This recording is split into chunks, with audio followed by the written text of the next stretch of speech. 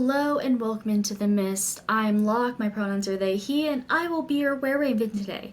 Now please stay with me as we navigate through these dangerous mists, because if you do wander off and you are killed by the horrors within, I can't be held responsible for what happens to your soul and where it ends up, okay? It could end up anywhere, in anyone, at any time, way in the future or immediately afterwards, and I don't want it to weigh on my conscience that your soul ended up somewhere you don't want. Okay? The weight of your soul needs to only be on you, not me. And you're just going to stay with me as we move on to talk about the reincarnation of souls within Ravenloft. Particularly more in Curse of Strahd, but let's go ahead and dive into that, shall we? So, in case you're new to this channel and general Ravenloft lore and how I am so extremely very normal about the reincarnation part of the lore, I've never been more normal about anything in my life. I don't know what we're talking about. I don't know why we're lingering on this part. Anyway, if you aren't aware, reincarnation is a pretty big part of Ravenloft lore, and I think if you're looking for something to enhance your Curse of Strahd campaign, and you have a whole party, or at least a PC or two from Barovia, like born in Barovia, this is something you can really use to give a little extra life, a little extra spice to your campaign. Now, there's obviously many ways to do this, but the best way that I have found so far is actually inspired by something from Van Richten's Guide to Ravenloft. In that guidebook, they do provide you with something called Dark Gifts. And one of the dark gifts is just perfect for mechanically visualizing when your soul kind of takes over for a moment.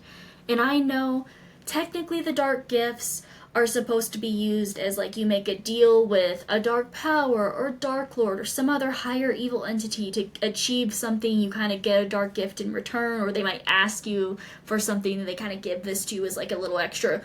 Yeah, you kind of want to do this kind of bad thing for me because you get this little gift. So technically they're supposed to be used for that, but I think the Echoing Soul's Dark Gift is just perfect for if you have characters born within the domains of dread, because of the reincarnation of it all. So the Echoing Souls, there's a table you can roll for different reasons of why your soul is echoing, but for reincarnation purposes, you're always going to have, like, your soul belonged to someone else in a past life. That's the one we're going with. But what's interesting is it gives you a lot of benefits. You get, like, an extra language and a couple extra proficiencies. And I think using inspiration from whoever the soul was in the past life for what those could be, maybe they're not super vital or useful to your current character's build, but it's stuff that you just kind of inherently know or inherently are kind of good at that you can't explain until you start to realize who your soul was in a past life sort of situation. But in addition to that, whenever you get a nat 1, so like on an ability check, a saving throw, any sort of thing, anything that you roll and you get a nat 1, you get to roll on the intrusive echoes table, which is what's really important and fun for the storytelling, the RP elements of this. So you roll a d6 on the intrusive echoes, and basically, like, it's described perfectly. It's supposed to be intrusive. It is your soul kind of flashing before your eyes, of like giving you a glimpse, either more kindly and on a surface level, or really super more immersive and invasive echo of your past life. And you can use a lot of those effects that you can roll for, of like, was it a good memory from your past life or a bad memory from your past life? Or you can flavor it around what the situation was, of like what triggered it, what was the character rolling for that got the nat 1 to base that off of. There's lots of really fun story beats and story elements that can derive from this that I think are really fun and interesting, and just adds a little extra thing, a little extra detail, meat, depth to your campaign, if you so wish to include it. And also, if you don't have any Barovian-born PCs, this could be a great way for a DM to flesh out the NPCs a bit more, because anyone who's born within the world should have a reincarnated soul, if they have a soul, of course. So, like, Irina's the best example. She has the reincarnated soul of Tatiana within her.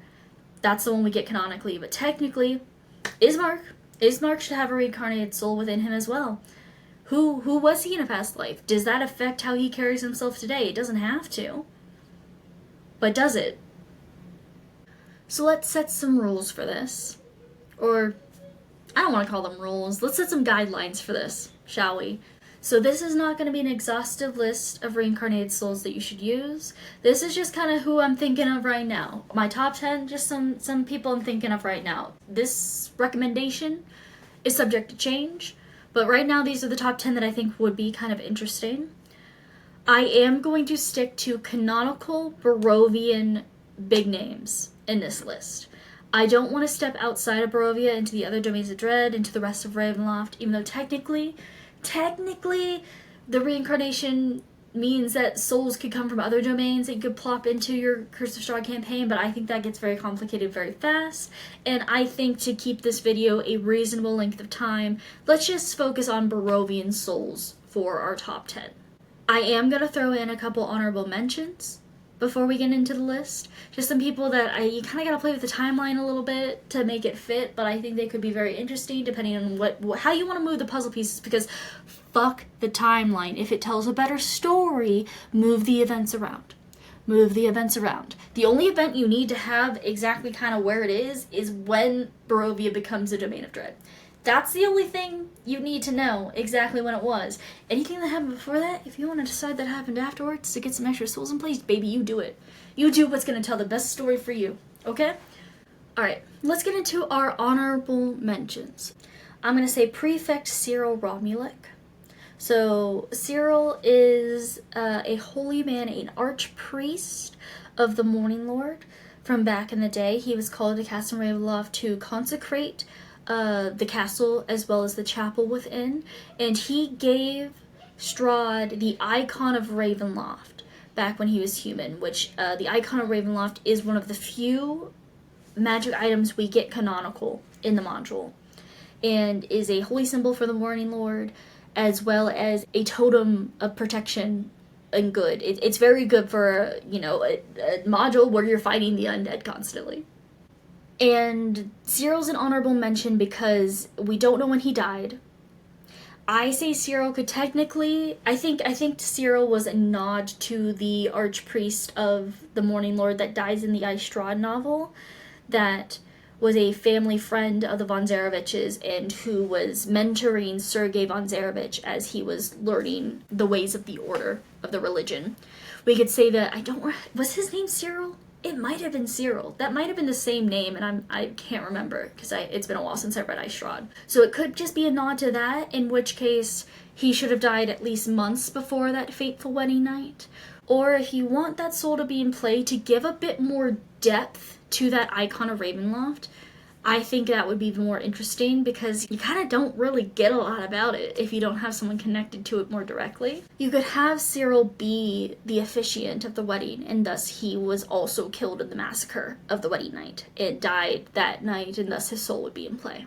I think he'd be interesting because, like I already said, it gives you connection to the icon of Ravenloft a bit more closely, but also being someone who was considered a family friend, who, like Cyril, would be generally probably known as a very pious and good man, and getting soul flashes of the envy taking over Strahd and the fear, the paranoia of death, and his dark desire for Tatiana. Watching him slowly descend to that, even if you didn't realize it until it was too late at the actual wedding. Could you imagine if I said things right the first time? Could you imagine how powerful and unstoppable I would be? Like, I had to be nerfed. Anyway, but Cyril's still in the honorable mentions because I don't know how in-depth that could be. It greatly depends on what PC you are playing as, of how deep that could get, and how impactful. I think it could be very interesting. Honorable mention number 3, we're going to go with Argynvost. If you don't know, Argynvost is a dragon, an ancient silver dragon who lived in the valley before it became Barovia, and had a silver order who worked with him, a bunch of knights whose whole purpose of this order was to protect the secrets of this valley, particularly the Amber Temple on Mount Gacus, because there was a lot of dark magical secrets that if it fell into the wrong hands, a lot of devastation could be wreaked upon the land, and silver dragons aren't about that. Now, the issue with Argynvost is that he died while Strahd was conquering the valley. So years before Barovia becomes a domain of dread. Dragon Soul should not be in play.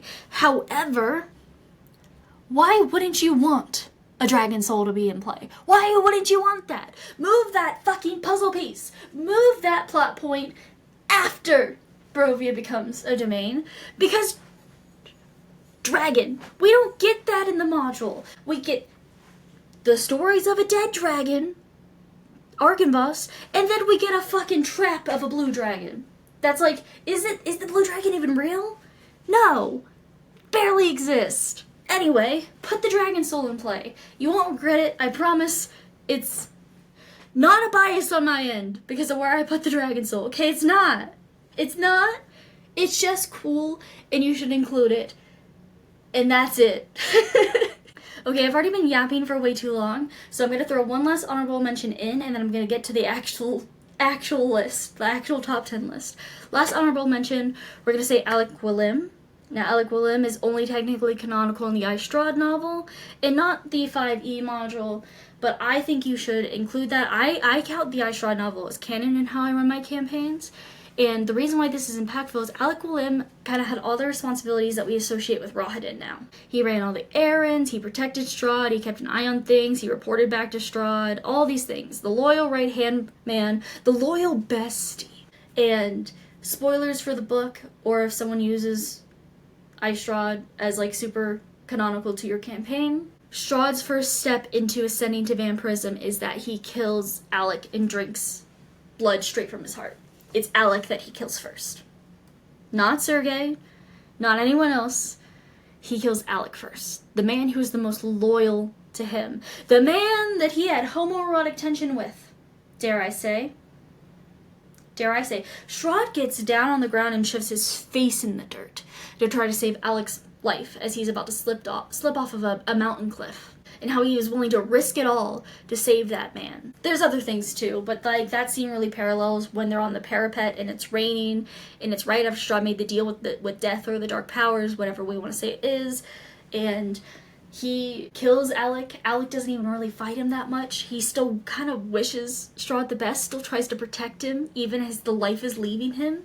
And I think that could be very emotional, devastating, and impactful for a PC to have to get those soul flashbacks of being loyal to Strahd, seeing the good in him, seeing the kindness that he had very rarely, the one that he bestows only on the people he truly liked, being in his favor, seeing him when he was at his relative best for who Strahd was when he was human, and to still in the end be betrayed and still love him as your sovereign and brother in arms. That would hurt. That would hurt a lot. And I think he's great, and I think you should include Alec Willim. Alright, let's go ahead and get into our top 10 reincarnated souls to include in your Curse of Strahd campaign. Starting with number 10, we're going to talk about Duchess Dorfnia de Lisnia. Now, I have a disclaimer. Number 10 and number 9, technically,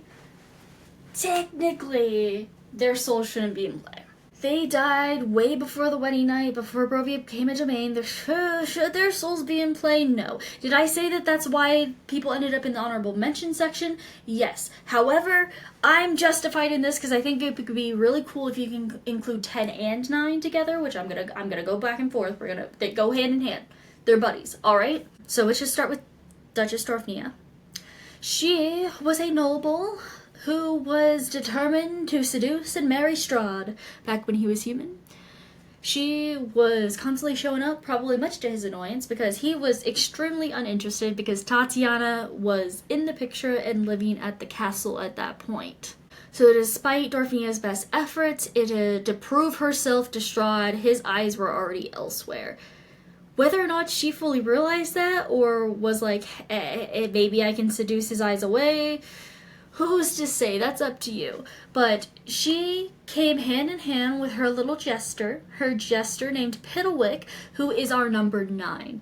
Piddlewick was beloved by Tatiana and Sergei. Strahd was unimpressed, but he didn't have a great sense of humor, as we all know. He doesn't have a great sense of humor. An immortal, dry bone of a man when it comes to accepting jokes and being able to crack a smile. Anyway, Tatiana and Sergei loved Piddlewick, and Dorothea saw an opportunity in that, in which she didn't want to give up her jester, but if she could win the family's favor, maybe Strahd would see her as a worthy wife to be. So she commissioned Fritz von Weir, who is a renowned toy maker, who was super inventive and creative, but he was a little mad. So anything that he made got a little piece of his madness placed in it as well. And we see that in this little clockwork puppet toy, dressed as a jester, to match Piddlewick, the real guy, who we come to know as Piddlewick II, or Piddlewick II. And Dorothea instructed Piddlewick to teach this toy how to be him, how to be a jester, how to be funny. And when you're employed by nobility, you kind of can't really say no, or you could be killed about it.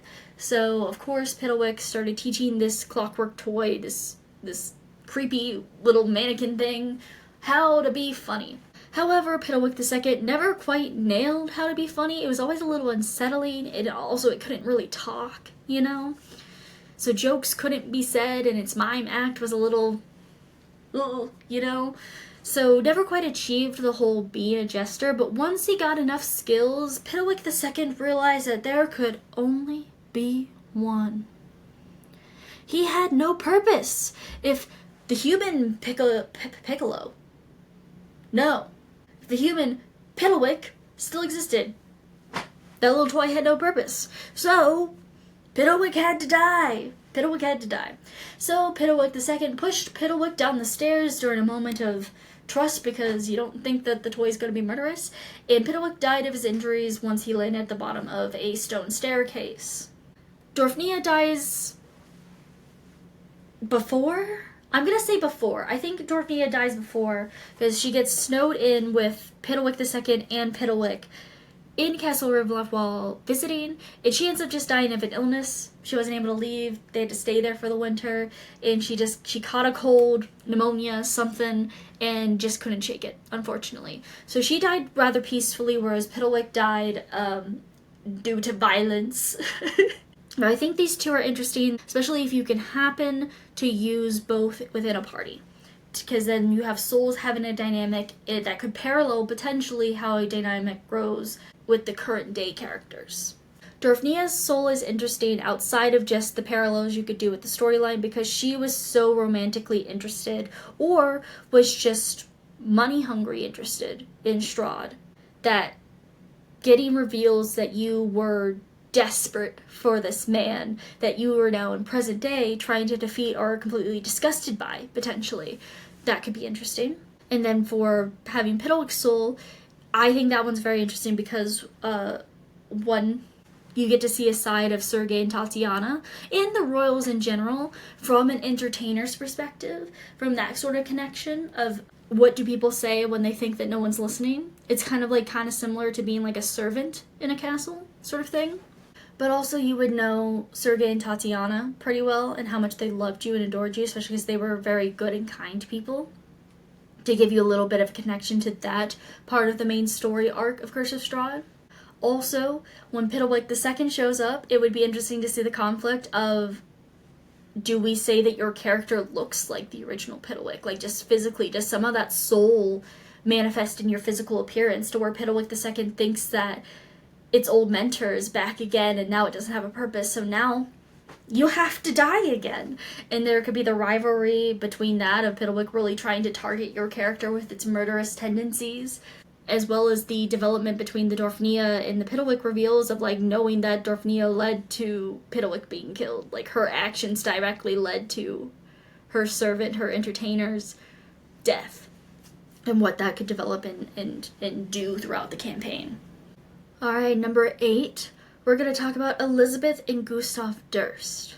These are names from earlier on in the module of how we play traditionally. It's usually the starting area, because Elizabeth and Gustav Durst are the cult leaders of the death cult from the death house before it becomes a death house. They're the leaders of the people who were trying to summon an otherworldly entity to like kind of do their bidding, and they kept failing. But then Strahd kind of shows up to make fun of them, and they think that they kind of summoned him and that he's their messiah, and now they worship him. But he was so unimpressed by them. Until the day that the cult killed his playthings, a group of adventurers that he had lured to Barovia to kind of mess with.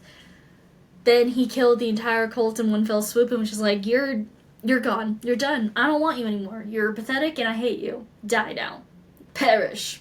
So they die after the mists have swooped in. So their souls are definitely in play.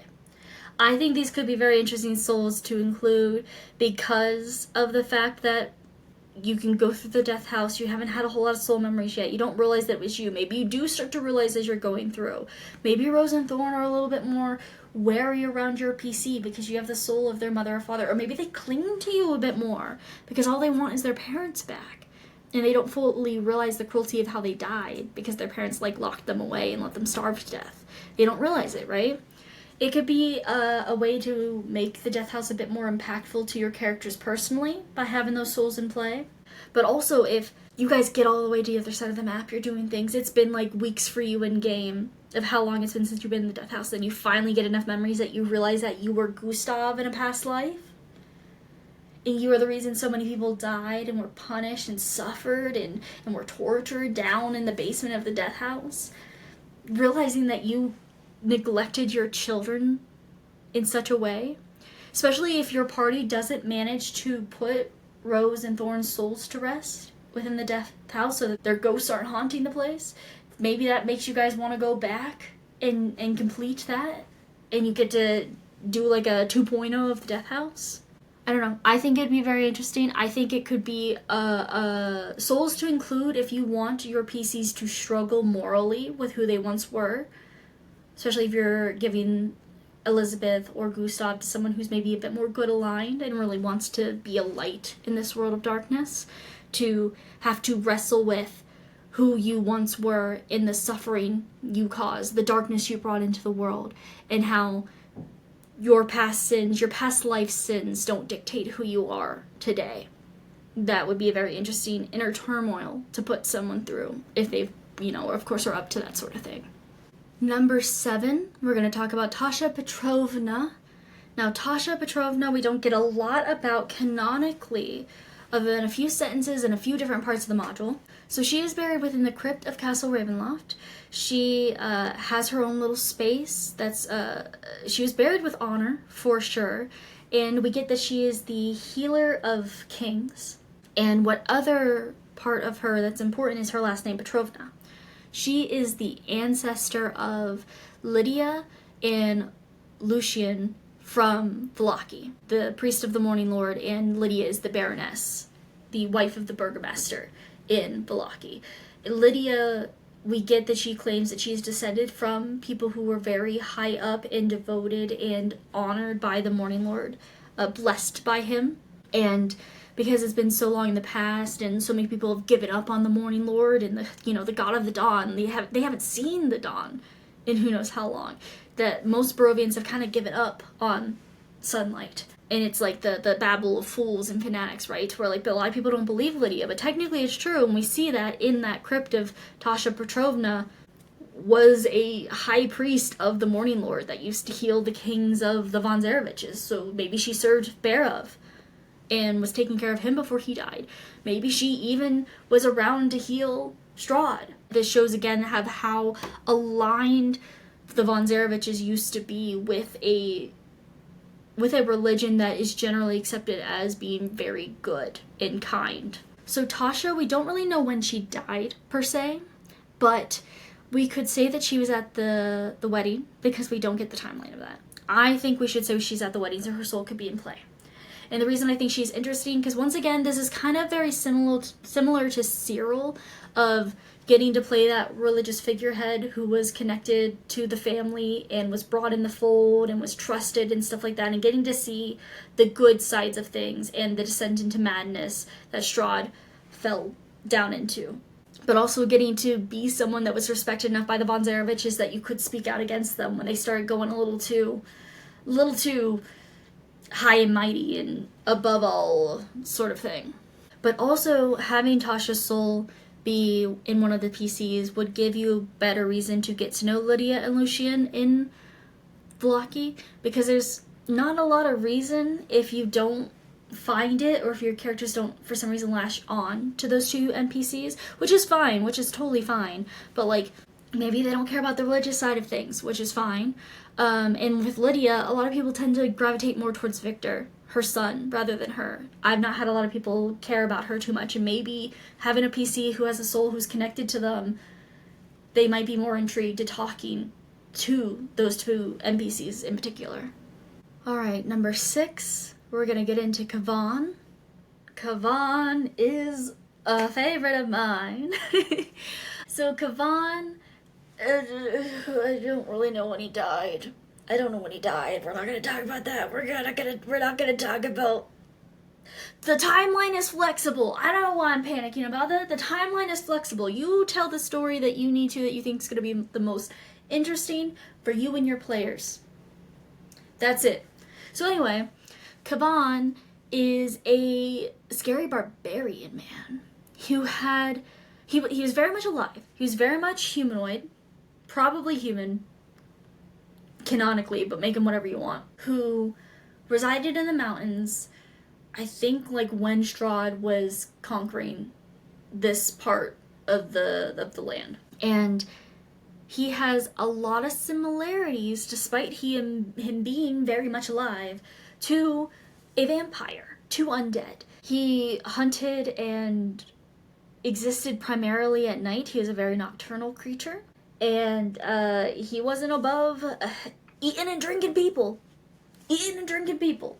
Most of what we get about Kavan is from one of the other few canonical magic items we get in the Curse of Strahd 5e module, which is the,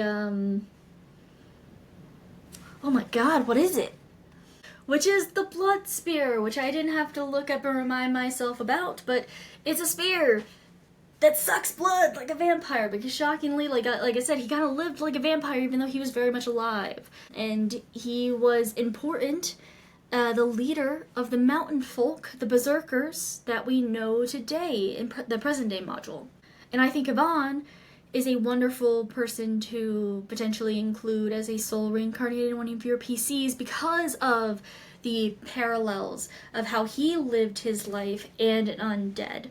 Because your character might think that they were a vampire somehow in past life that was actually properly killed. Think that they were super aligned with the evil that they're trying to dispose of in Barovia. Just to find out that no, this was just this really kind of freak of a man. A freak of a mountain man is who you were in a past life. And I think that's kind of really fun. I think it's really fun and sexy to kind of have that sort of slow realization over the campaign.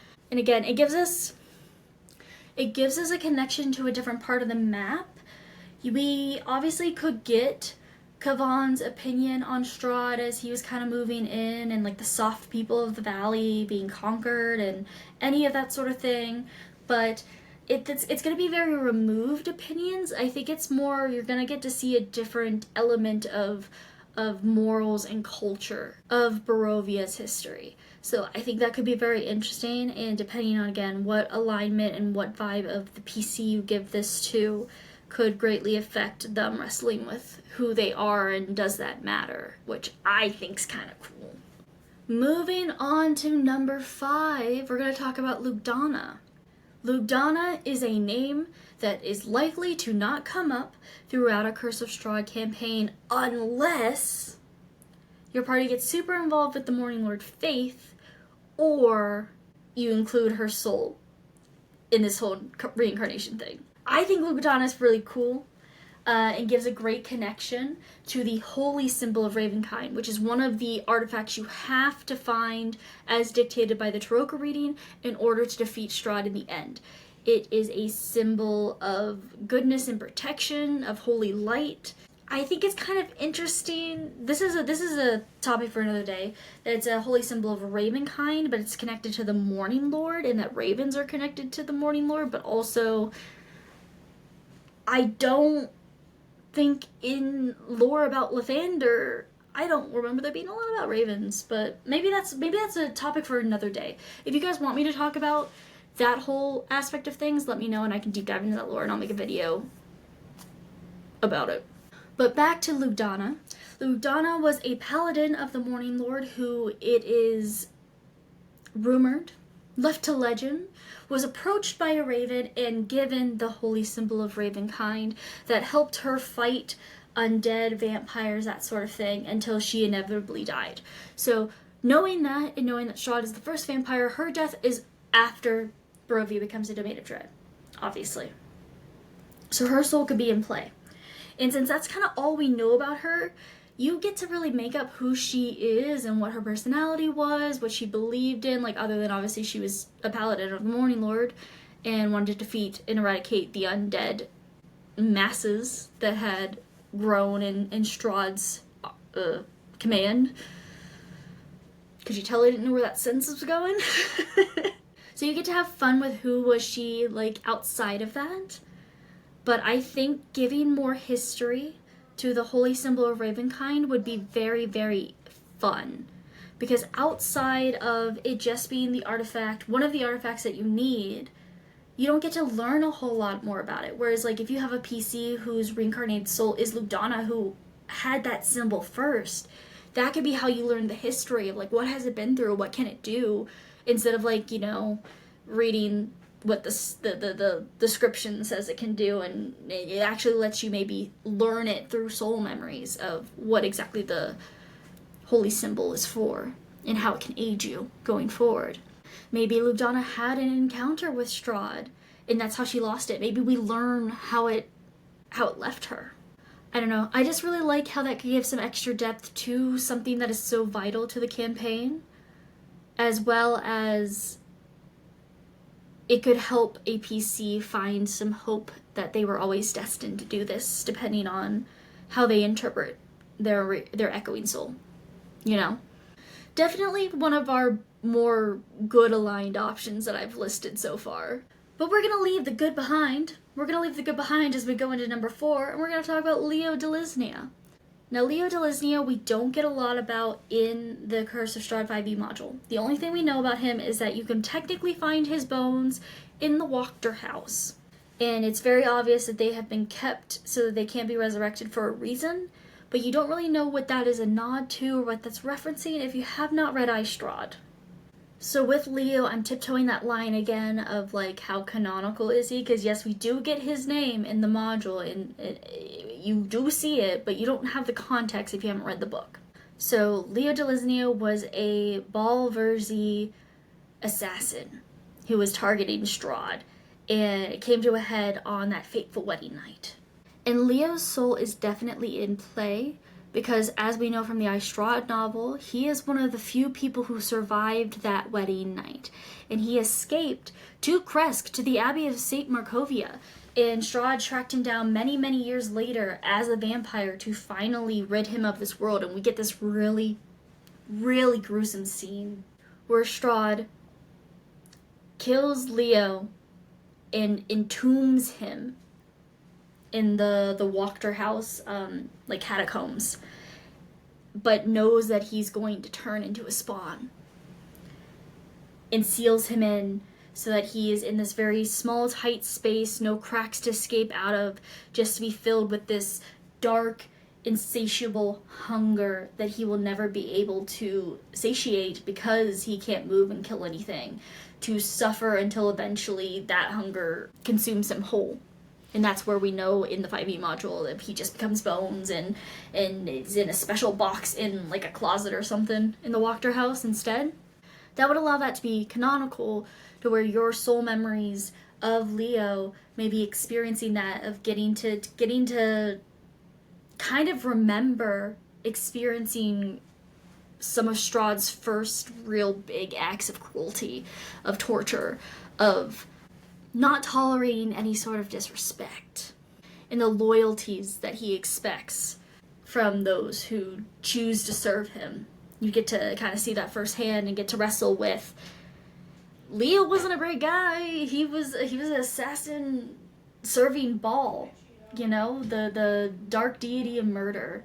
But killing Strahd might have been a better alternative if he had succeeded way back when, you know?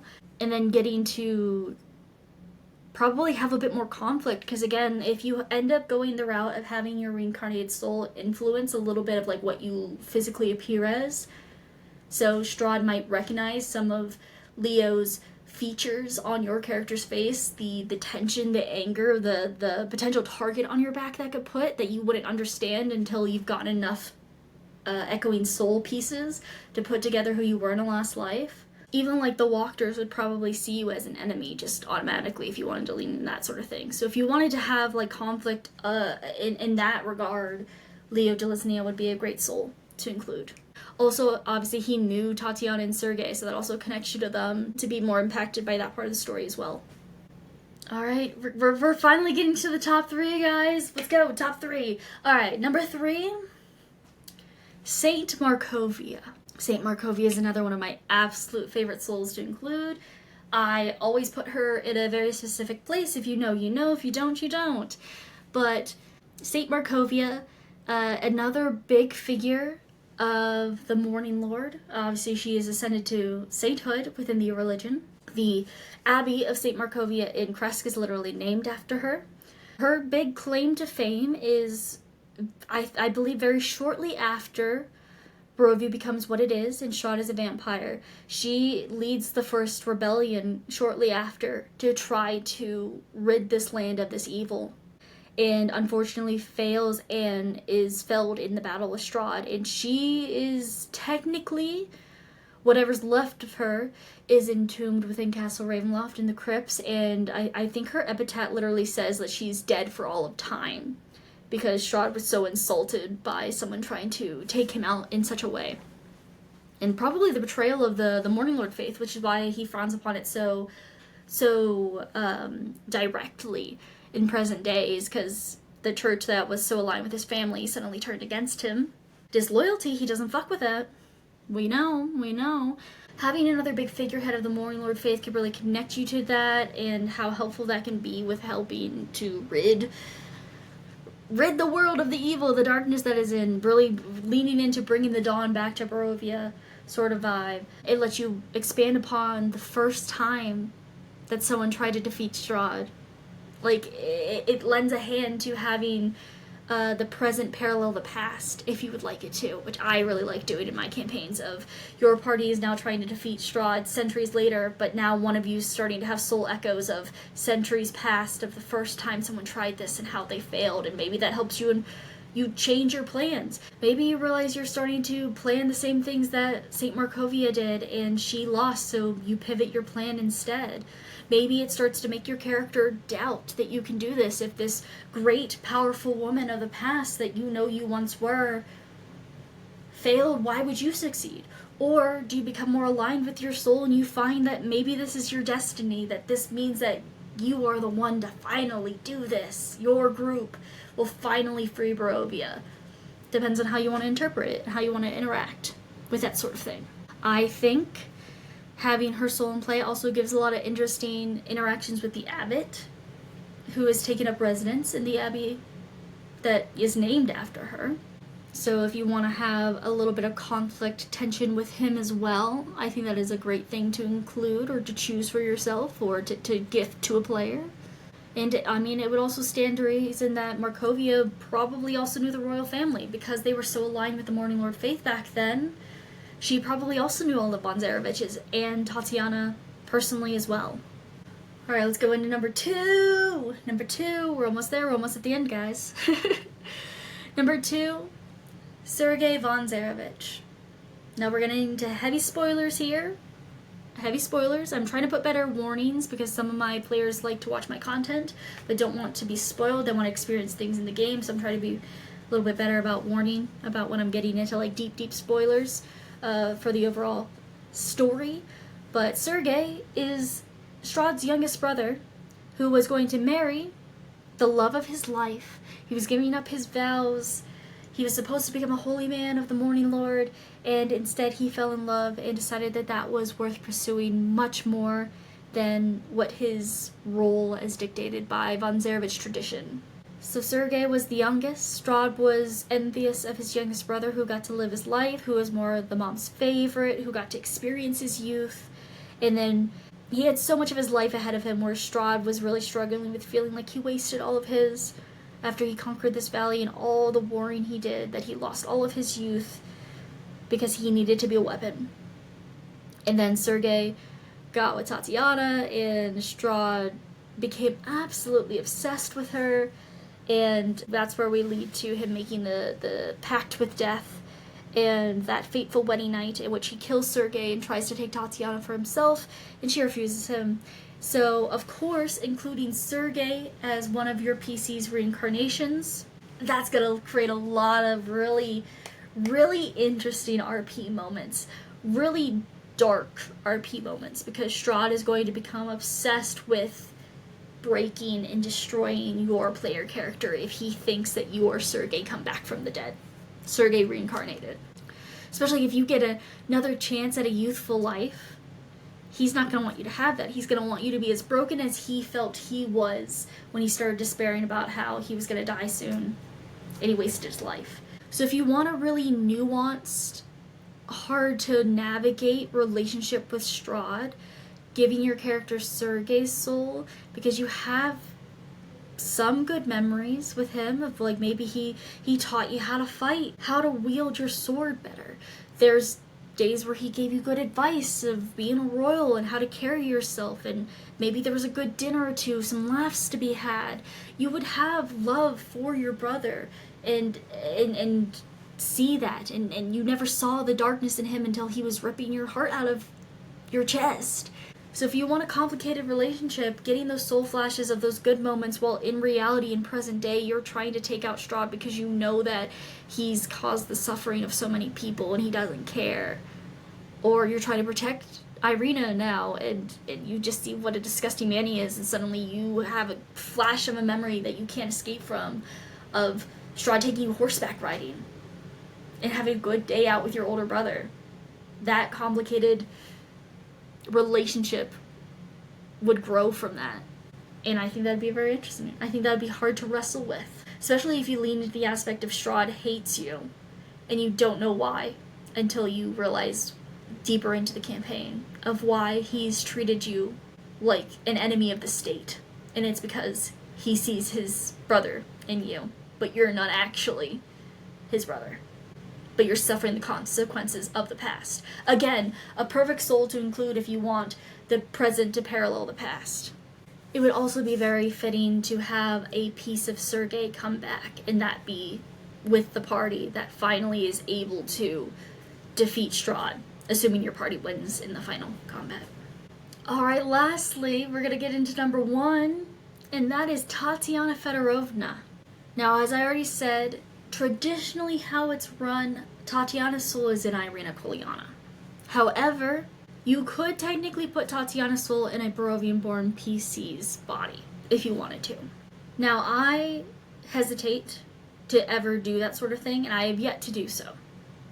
I have yet to give Tatiana's soul to a PC, because I would be wary of that creating a little bit of a main character complex within someone. And I know there are ways to do it correctly. An amazing player could really tell that story and tell it well. It could be super impactful and emotional and beautiful if Tatiana was in a PC's body.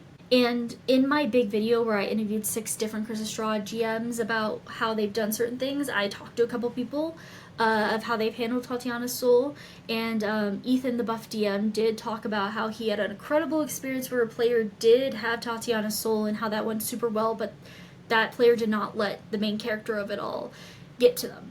And I think that's wonderful. I would be wary to do this, so definitely be careful if you do consider this, but I think letting a party member be at the forefront of Strahd's pursuits, his obsession, could make that a little bit more of reality if you happen to struggle with getting your party to care about NPCs.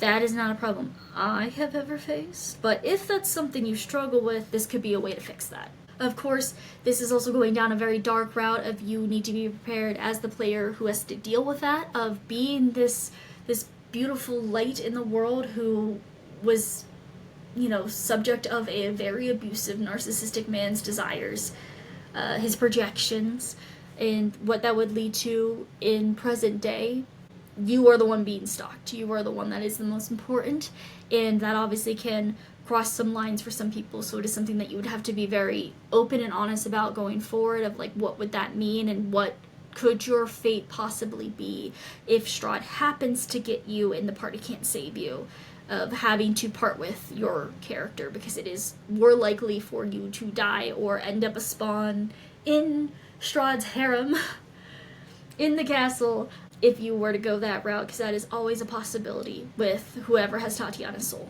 But I think it could be very impactful, because you could see the past again paralleling the present, of having the memories that were good with Strahd, of respecting him and thinking that he could be a good ruler, and loving him as your future brother-in-law, looking up to him, and then having that betrayal, especially when he uses his charm for the first time to kiss you against your will, right after finding out that the love of your life has been murdered. The despair that she felt when she flung herself off the cliff.